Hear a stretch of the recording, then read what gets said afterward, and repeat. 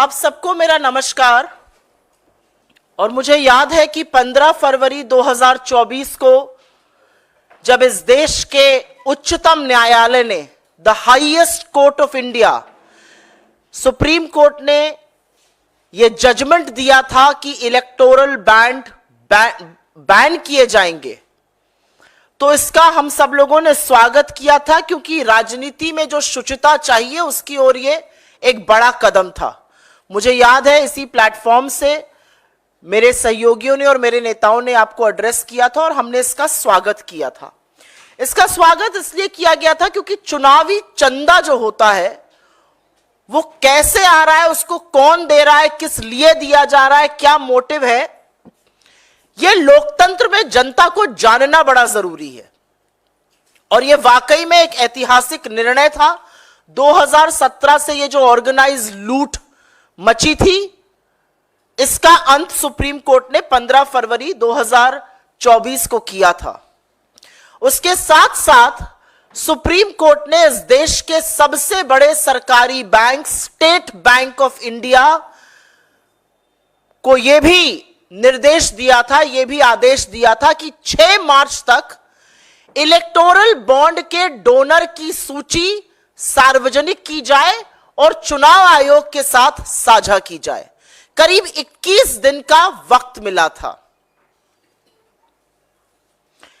जैसा कि मैंने कहा, पूंजीपतियों की बढ़ती हुई हिस्सेदारी, उनका बढ़ता हुआ प्रभाव, नीति निर्माण कुछ ही लोगों के लिए होना, यह सारा कच्चा चिट्ठा जो था वो खुल जाता अगर लोगों का नाम सार्वजनिक हो जाता।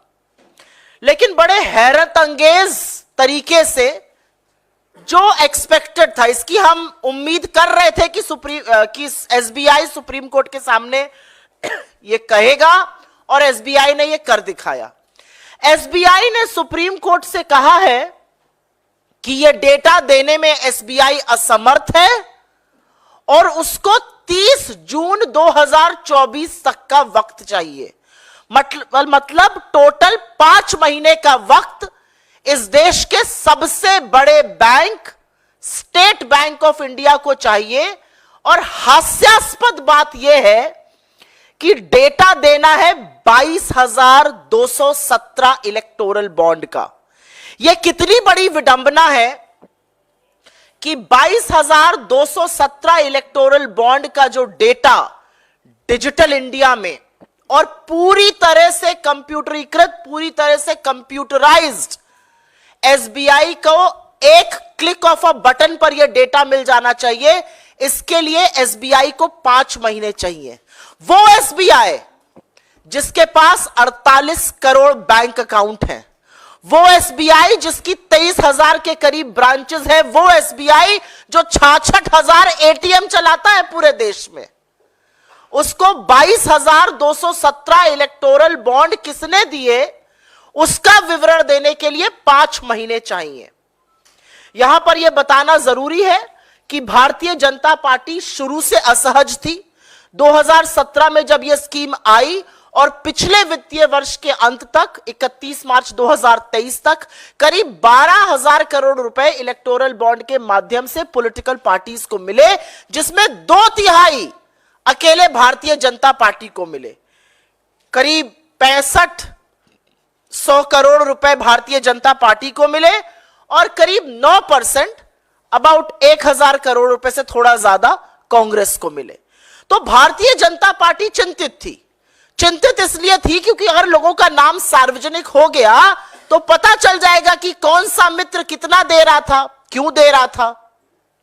यहां पर आपको एक और रिपोर्ट की याद दिलानी जरूरी है। एक रिपोर्ट आई थी, न्यूज लॉन्ड्री और न्यूज मिनट ने करी थी। उन्होंने कहा था 30 ऐसी कंपनियों का नाम सामने आया है जिन्होंने 335 करोड़ 2018 से 2023 के बीच में भारतीय जनता पार्टी को दिए। इनके खिलाफ कार्रवाई हुई थी, चाहे वो इनकम टैक्स हो, सीबीआई हो या ईडी हो। इसमें से 23 कंपनियां ऐसी थी जिन्होंने कभी इसके पहले चंदा नहीं दिया था। तो क्या ये क्विड प्रो को था? क्या नाम आने से पता चल जाएगा कौन चंदा दे रहा था? क्या नाम आने से पता चल जाएगा किस समय चंदा दिया गया? क्या ये भांडा फूट जाएगा कि चंदा लेकर कौन सी नीति बनाई गई? क्या ये सच सामने आ जाएगा कि चंदा लेकर किसके खिलाफ जांच बंद करी गई? क्या ये सच सामने आ जाएगा कि चंदा लेकर चंदा ना देने पर किसके खिलाफ जांच खोली गई, चंदा लेकर बंद कर दी गई? तो चंदा का भांडा फोड़ हो जाता।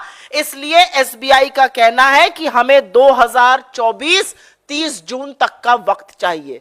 चुनाव निपट जाएगा, चुनाव के पहले आ गया तो जो हम कह रहे हैं सूट बूट की सरकार, जो हम कहते हैं मित्रों की सरकार, जो हम कहते हैं कि कुछ ही लोगों के लिए नीति निर्माण होता है, वो दूध का दूध पानी का पानी हो जाएगा। लेकिन जनता को इतना मूर्ख क्यों समझा जाता है? जब जब सच दबाने का प्रयास होगा तो जनता पूरा सच समझती है। जनता जानती है कि अगर आपके खाते, अगर आपके खजाने एक दो व्यक्ति पैसों से भर रहे हैं तो यह सरकार और इस देश का प्रधानमंत्री उन्हीं लोगों की गुलामी करते हैं, उन्हीं लोगों के लिए नीतियां बनाते हैं। हमारे इस मंच से कुछ सवाल हैं और सवाल बड़े स्पष्ट हैं और बड़े कम हैं। पहला सवाल हमारा यह है कि इस देश का सबसे बड़ा सरकारी बैंक, पूरी तरह से कंप्यूटराइज्ड बैंक एसबीआई को 217 इलेक्टोरल बॉन्ड देने के लिए 5 महीने का समय क्यों चाहिए? यह तो एक क्लिक ऑफ अ बटन पर होना चाहिए। हमारा दूसरा सवाल यह है कि एसबीआई को एकाएक जब अवधि जिस दिन देना था उसके 24 घंटे पहले एसबीआई क्यों जागा? क्या एसबीआई को 25 दिन का टाइम लग गया यह सोचने में कि उनको कितना वक्त लगेगा? और यह एक बड़ा सवाल है। एक और सवाल है और उसका मैंने उल्लेख भी किया कि 48 करोड़ अकाउंट, 66,000 करीब एटीएम, 23,000 करीब ब्रांचेस होने वाले एसबीआई को 22,000 महज अकाउंट के लिए 5 महीने चाहिए। यह कितना हास्यास्पद है। एसबीआई पर प्रेशर कौन बना रहा है? इस आर्थिक अनियमितता को, इस काले धन के गोरख धंधे को कौन पनपने दे रहा था? क्यों एसबीआई पर दबाव बनाया जा रहा है? ऐसा क्या हो जाएगा अगर चुनाव के पहले ये नाम सामने आ गए? और सवाल यह उठता है कि क्या लोगों को लोकतंत्र में यह जानने का हक नहीं है कि कौन किस पार्टी को कितना और कब चंदा दे रहा है, जिससे वो देख समझकर वोटिंग के पहले अपना मन बना सके? यह पूरा गोरख धंधा है, अलायंस अब एसबीआई के साथ की गई है। हम लोग शुरू से कह रहे हैं कि भारतीय जनता पार्टी इस देश के हर संसाधन, हर संस्थान, हर संस्था पे कब्जा करना चाहती है। पहले सीबीआई, ईडी और इनकम टैक्स बने नए फ्रंटल, अब लगता है एसबीआई बन गया है।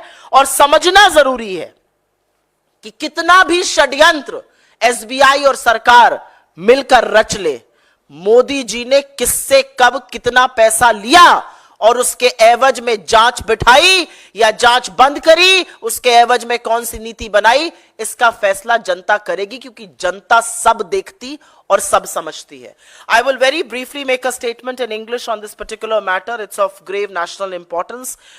24 hours before the SBI was supposed to make names public of who the electoral bond donors were, according to the Supreme Court order of 15th February 2024, not unexpectedly, but in a very shocking and brazen way, the SBI has approached the Supreme Court and has sought time until the 30th of June 2024 to make these names public. Why does the SBI need so much time? SBI is not just India's largest lender, it is a fully computerized bank. It operates 48 crore bank accounts, it operates 66,000 ATMs, nearly 23,000 branches all over the country and beyond India. And this SBI needs 5 months to be able to gather data for just 22,217 electoral bonds. Why is the BJP so scared of these names coming out? It's important to remind you of two figures here.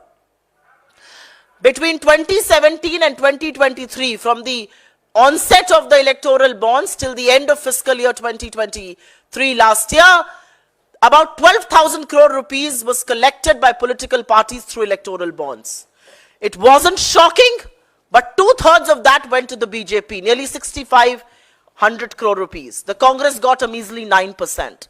It is also important to remind you here that after the Supreme Court order, a very shocking report from News Minute and News Laundry made it public, and this is only the tip of the iceberg, that 30 companies contributed to about 335 crore rupees, and there were raids on these companies between 2018 and 2023 through various agencies like the CBI, ED, and Income Tax. 23 of these companies had never donated to a political party before. The quid pro quo is for all to see. So why is the BJP so scared? What is going to change if names become public? Let the names become public. Do people in this democracy not have a right to know that who is donating to which political party and how much and at what time? And is there a quid pro quo? Is policy formation happening on the basis of donations being received? Are agencies acting at the behest of these donations? Are agencies coaxing companies to donate to the BJP? Are probes happening and probes closing on the basis of donations that are coming in? And these are very simple questions that must be raised in any democracy. What is it that the SBI needs these 5 months for? And SBI woke up after 20-25 days to realize it needs additional time. There is a clear attempt by the SBI and the government of India, at the behest of Prime Minister Modi and the BJP, to conceal the names of donors through electoral bonds. But the people of this country can see through these sinister plots, and they see that every effort is being made to conceal the names of these donors. And it's for everybody to see. I don't think there's rocket science to it. I don't think there's a maze that nobody can solve. Everybody can see. They can just connect the dots. And the dots, when connected, present a very worrisome picture for our democracy. And that picture reveals how there is absolute quid pro quo as far as electoral bonds was concerned. This was a completely legalized loot that Supreme Court put an end to. And may I dare say, by doing what the SPI is attempting to do, along with the BJP and along with the government of India, it is playing into the hands of a political party, not just ruining its own reputation, but also is in contempt of what the Supreme Court order stands for. And that is absolute transparency as far as electoral donations are concerned. आपके सवालों का स्वागत है. पहले अगर आप इस पर सवाल लेंगे तो आपकी बड़ी कृपा होगी.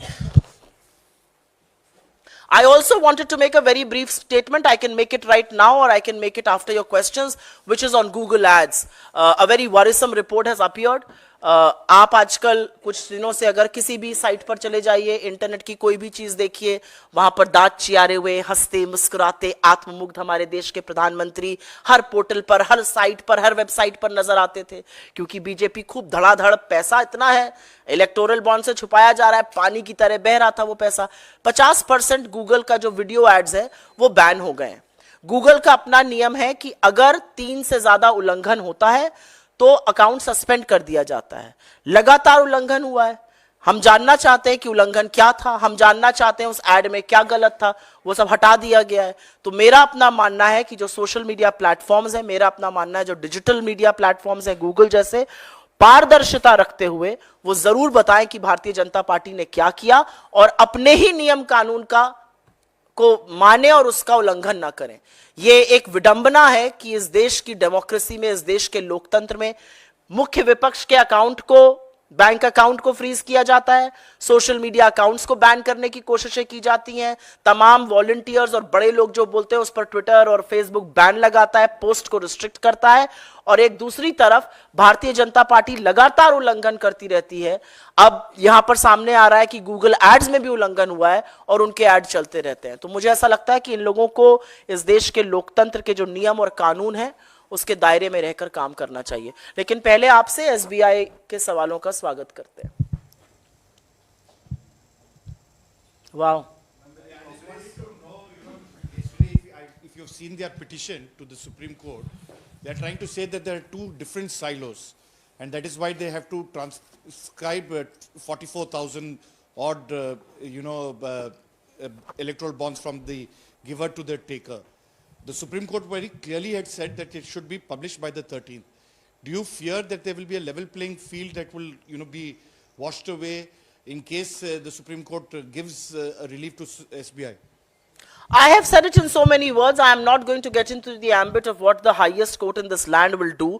But once the Supreme Court says that these electoral bonds should be banned, once these electoral bonds are unconstitutional, everything that comes with it should be exposed. The Supreme Court had given a very strict directive and in no uncertain terms had asked the SBI to make these names public. Are you telling me that the State Bank of India does not have the resources to put out the names of 22,217 electoral bond donors? Is this a joke? You operate 48 crore bank accounts all over the country. You have 66,000 ATMs. You manage 23,000 branches. The workforce is the largest for any lender anywhere in the world. And SBI can't put together 22,000 names? I mean, does that not ring an alarm bell? I do believe that in the interest of the Supreme Court order, which we have all hailed, which stands for transparency, I do believe that the SBI should be told to make these names public, and I do hope that they will not be getting any relief. Otherwise, they will have an impact. तो SBI को supreme court ने बोला आप नाम सार्वजनिक करिए. SBI ने कहा उनको 30 जून तक का वक्त चाहिए, 5 महीने का वक्त चाहिए. हमने यहां पर पूरा पर्दाफाश कर दिया कि कैसे ये सिर्फ ढोंग है, ये भारतीय जनता पार्टी और इस सरकार के काले कारनामे छुपाने का प्रयास है. ये सिर्फ चंदाखोरी में जो लूट हुई है, जो चंदे की चोरी हुई है, चंदे के बेसिस पर जो सरकारें चली है, उसकी बात है. अब उसके बाद मुझे ऐसा लगता है सुप्रीम कोर्ट स्वतः संज्ञान भी लेगा इस मैटर का. मुझे ऐसा लगता है अगर सरकार में लेश मात्र भी मर्यादा और शर्म थोड़ी सी बाकी रहेगी तो एसबीआई, क्योंकि एसबीआई का सबसे बड़ा share holder government of India है, वित्त मंत्रालय को एसबीआई रिपोर्ट करता है, तो मुझे ऐसा लगता है कि सरकार कुछ करेगी. अगर हम ही सब कुछ कर देंगे तो सरकार 10 साल से झुंझुना बजा ही रही है, अभी भी झुंझुना बजाने दें सरकार को. एसबीआई पर और इस चंदा चोरी पर अगर आपका कोई और सवाल हो.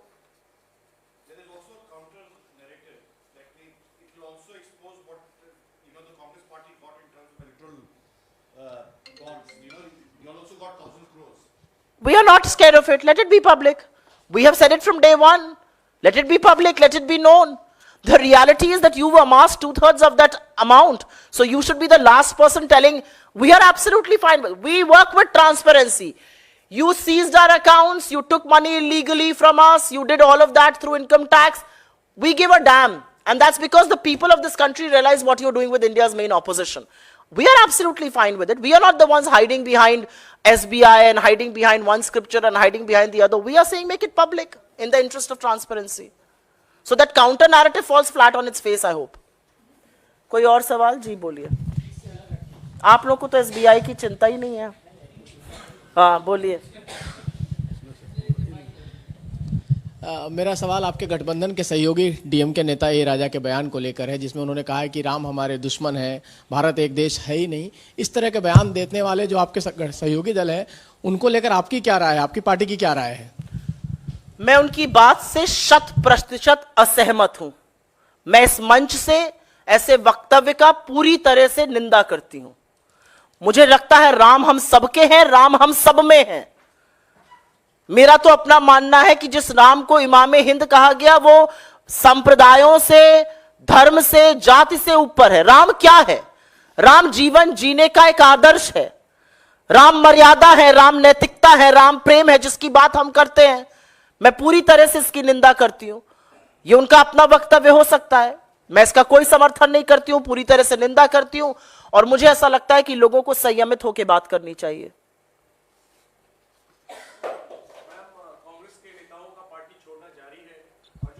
के बाद राजेश मिश्रा जो आपके केंद्रीय चुनाव समिति के सदस्य हैं और पूर्व सांसद भी रह चुके हैं, उन्होंने भी पार्टी छोड़ी है. तो क्या ये झटका है लोकसभा चुनाव से पहले कांग्रेस के लिए? अलग अलग राज्यों के वरिष्ठ नेता छोड़ रहे हैं पार्टी और बीजेपी में शामिल हो रहे हैं. नहीं, मुझे नहीं लगता झटका है.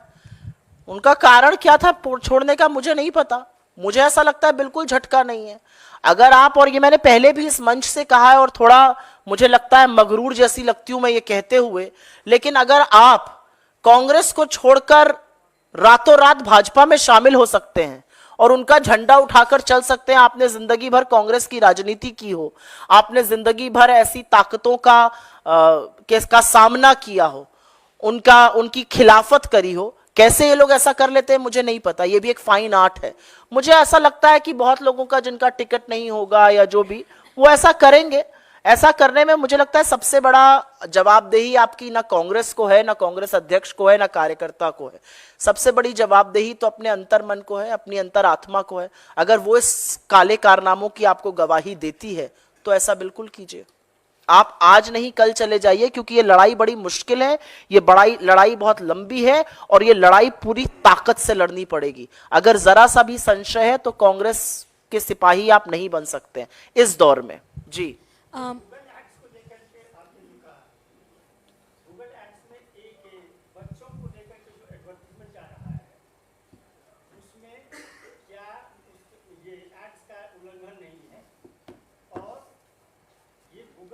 मुझे इस बच्चों के एड्स को लेकर की जानकारी नहीं है, तो मैं उस पर टिप्पणी नहीं करूंगी। जो मैंने टिप्पणी की वो इस बार में की कि पिछले महीने गूगल के 50% एड्स, गूगल वीडियो एड्स जो भाजपा के चल रहे थे, वो गूगल के ही अपने नियमों का उल्लंघन करते हुए पाए गए।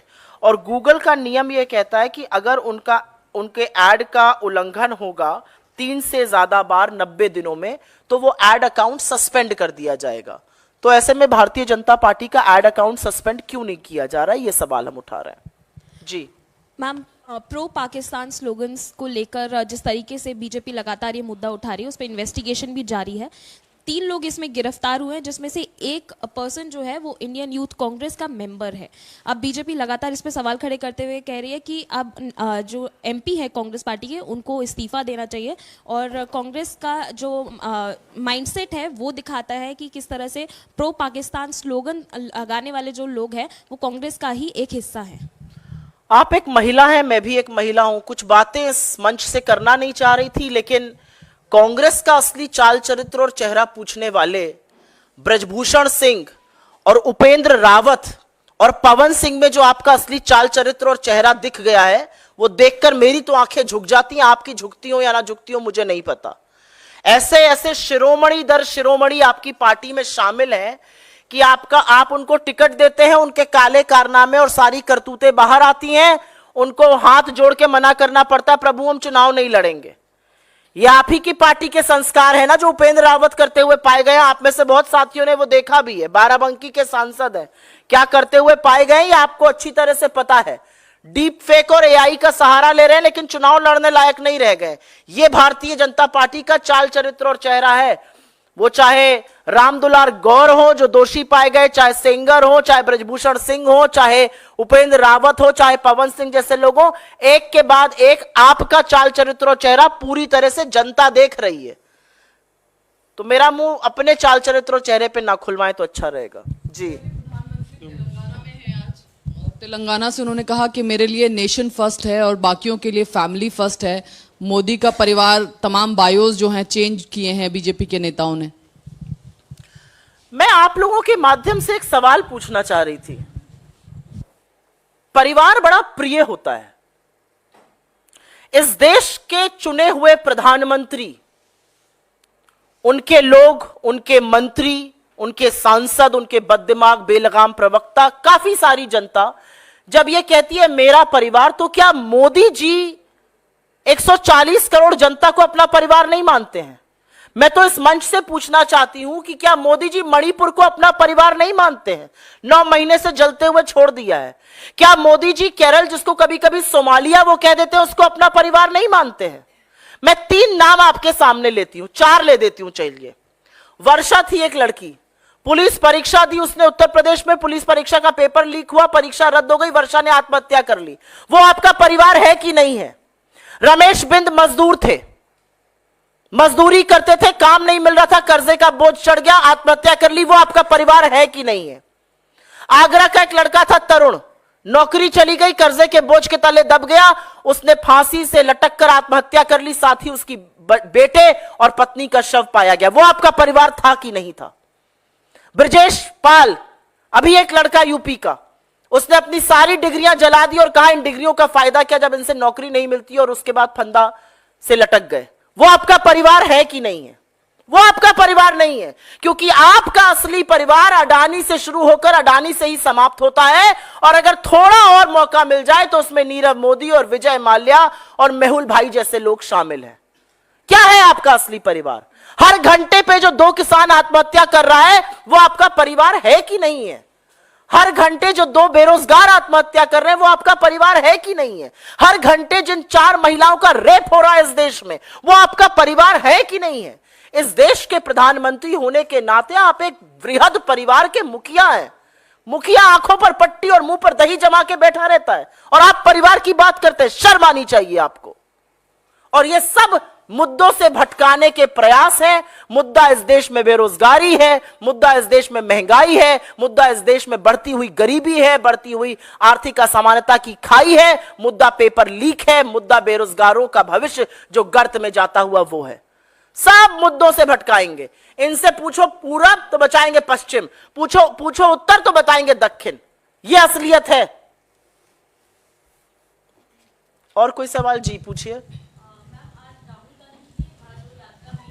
एक बयान दिया है जिसको लेकर अब बीजेपी बोल रही है। राहुल गांधी का बयान ये है कि राम मंदिर की बात होती है एक और, लेकिन राम राम करते हैं और भूखे मर जाते हैं। ये पीएम की नीति है, जिसको लेकर बीजेपी बोल रही है कि बार बार सनातन धर्म का अपमान जो है वो राहुल गांधी करते हैं। ये बीजेपी की बेवकूफी के वक्तव्यों का मैं यहां से जवाब दूंगी इस मंच से। इस मंच का थोड़ा आदर करिए आप लोग। जो भूखमरी से लोग मर रहे हैं, जो 9 करोड़ से ज्यादा बच्चे कुपोषित हैं, वो किसके बच्चे हैं? भारत माता के ही बच्चे हैं ना। उसके बारे में क्या बोलेगी बीजेपी? जिन सारे नामों को मैंने अभी आपको गिनाया, ये बेरोजगार बच्चे नहीं है इस देश के। ये इन बेरोजगारों के बारे में चर्चा नहीं होगी, किसानों के बारे में चर्चा नहीं होगी। राहुल गांधी ने क्या? राहुल गांधी जी ने बिल्कुल सही बोला, राम राज्य की स्थापना कीजिए ना। क्या है राम राज्य? दैहिक दैविक भौतिकता पर राम राज नहीं कहूं व्यापा। आपके राज में किसान मजबूर है, मजदूर मजबूर है, बेरोजगार युवा मजबूर है, औरतें मजबूर हैं। किस तरह की बातें ये लोग करते हैं? मुझे कभी कभी लगता है दे आर स्किज़ोफ्रेनिक। मुझे कभी कभी लगता है कि इनको बाइपोलर डिसऑर्डर है इन सबको। देश में क्या हो रहा है, बातें क्या चल रही हैं, देश में क्या हो रहा है, तस्वीर क्या दिखाई जा रही है, समझ ही में नहीं आता है। और कोई सवाल? धन्यवाद जी। मैं कहा सवाल है मेरा कि पाकिस्तान के प्रधानमंत्री को प्रधानमंत्री मोदी ने बधाई दी है 2024 से पहले। इस मामले को कैसे देखती हैं? क्योंकि चाइनीज प्रीमियर को आज तक उन्होंने बधाई नहीं दी है और पाकिस्तान के प्रधानमंत्री को पाकिस्तान और चाइना से मोदी जी का बड़ा लगाव है भाई। आपको इसमें इतना हतप्रभ क्यों है? आप भूल गए क्या कि वो लाहौर लपके लपके चले गए थे बिरयानी सिवई भगवान जाने क्या खाने? नवाज शरीफ के ही तो घर गए थे। आप भूल गए क्या? किसी को पता ही नहीं था कैबिनेट में। मुझे याद है 25 दिसंबर या 24 दिसंबर का दिन था। एक उन्हीं के मंत्री के यहाँ भोज था, मैं तब पत्रकार होती थी। वहां पर वित्त मंत्री अरुण जेटली जी बैठे हुए थे, भगवान उनकी आत्मा को शांति दे। हम लोगों ने पूछा आपको पता है? उन्होंने कहा मुझे तो नहीं पता है। वो वहां लपके हुए पाकिस्तान चले जाते हैं। पाकिस्तान के आईएसआई को पहली बार इस देश की सरजमी पर बुलाने की हिमाकत नरेंद्र मोदी जी ने करी पठानकोट में। पाकिस्तान से उनका बड़ा गहरा संबंध है भाई, बहुत मानते हैं पाकिस्तान को। वो 18 बार जब चाइना जाते हैं या 30 बार जब शी जिनपिंग से मिलते हैं। आप गए किसी अपने दोस्त को लेकर महाबलीपुरम में नारियल पानी पीने और शहनाई सुनने? मोदी जी गए थे। आप बैठे हैं साबरमती के तट पर झूला झूलते हुए अपने किसी दोस्त के साथ, मोदी जी ने झूला है। मोदी जी ने अपने दोस्त को सबसे बड़ी क्लीन चिट दी और वही दोस्त बार बार कहता है 19 लेवल की कोर कमांडर की टॉक में चाइना का पीएलए क्या कहता है? आपका प्रधानमंत्री कहता है कोई घुसा हुआ नहीं है, हमारे 20 जाबाजों की शहादत हो गई। बड़ा प्रगाढ़ संबंध है, बड़ा गहरा संबंध है, बहुत दोस्ती है, बहुत प्रेम है। आप लोग नाहक भोले हैं, आप लोग समझ नहीं पाते इस अमर प्रेम कथा को। बड़ी अमर प्रेम कथा है, चीन से एक हाथ पर, पाकिस्तान से दूसरे हाथ पर।